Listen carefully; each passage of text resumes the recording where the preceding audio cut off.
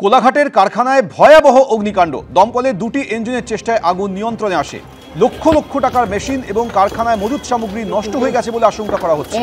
কিন্তু আগুন লাগলো কিভাবে? দমকলের অনুমান শর্ট সার্কিট থেকে আগুন লেগে থাকতে পারে।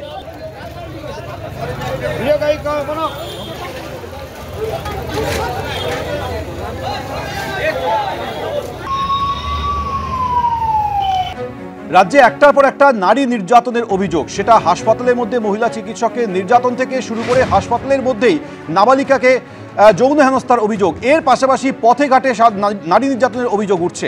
খুব স্বাভাবিকভাবেই নারীদের নিরাপত্তার বিষয়টা সামনে চলে আসছে। আমাদের সঙ্গে রয়েছে আমাদের দুই প্রতিনিধি পার্থপ্রতিম ঘোষ এবং আবির দত্ত। প্রথমে পার্থপ্রতিম, তোমার কাছে আসবো। এসএসকেএম হাসপাতালে 15 বছরের নাবালিকা এসেছিল চিকিৎসা করাতে, আর তাকে কিনা শেষ পর্যন্ত যৌন নির্যাতনের শিকার হতে হলো। ভয়াবহ অভিযোগটা উঠেছে এবং যে ঘটনাটি ঘটেছে গতকালকের এসএসকেএম হাসপাতালে এসেছিলেন 15 এক নাবালিকা এবং সেক্ষেত্রে সে চিকিৎসা করানোর জন্য ওপিডিতে চিকিৎসকের কাছে দেখাতে এসেছিলেন।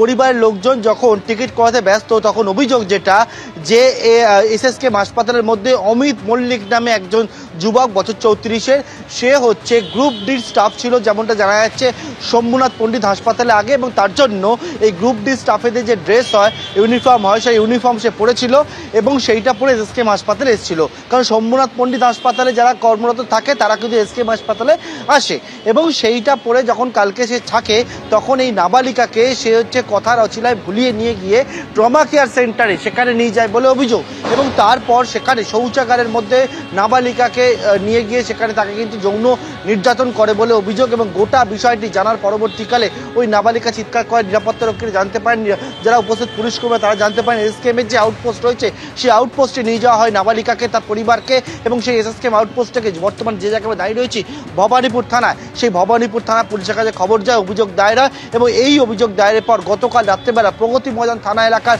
ধাপা থেকে অমিত মল্লিক নামে বছর 34-এর যুবককে গ্রেপ্তার করেছে। এবং এই অমিত মল্লিককে, এই অমিত মল্লিক হচ্ছে এসএসকেএম হাসপাতালে আগে তার যাতায়াত ছিল, শম্ভুনাথ পণ্ডিত হাসপাতালে গ্রুপ ডি স্টাফ ছিল, এবং এই অমিত মল্লিক বর্তমানে এনআরএস হাসপাতালের কর্মী বলে জানতে পারা যাচ্ছে।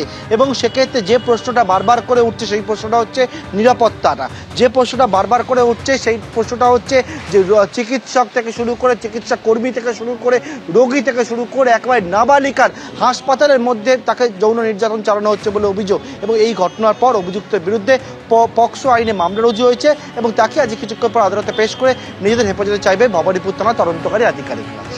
পার্থপ্রতিম, তুমি আমাদের সঙ্গে থাকো। ইতিমধ্যে পুলিশ অমিত মল্লিককে গ্রেপ্তার করেছে, আদালতে তোলা হবে, তারপর নিজেদের হেফাজতে দেবে। আর এসএসকেএম হাসপাতালে ট্রমা কেয়ার সেন্টারের শৌচাগারের মধ্যে যৌন হেনস্থার প্রসঙ্গে মন্ত্রী ফিরহাদ হাকিম তিনি বলছেন আইনের পথে চলবে।